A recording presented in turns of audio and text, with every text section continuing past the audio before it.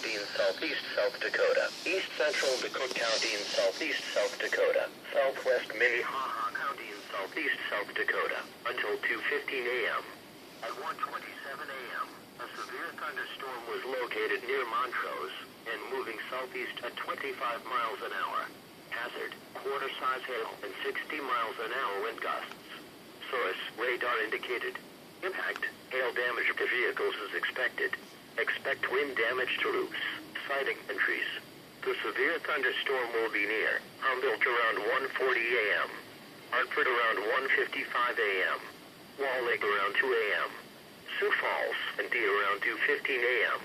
For your protection, move to an interior room on the lowest floor of the building. Repeating, a severe thunderstorm warning has been issued until 2:15 a.m. for the following counties in South Dakota: Lincoln, McCook, and Minnehaha.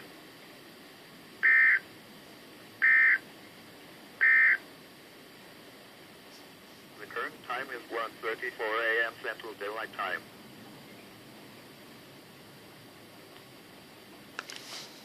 Operate.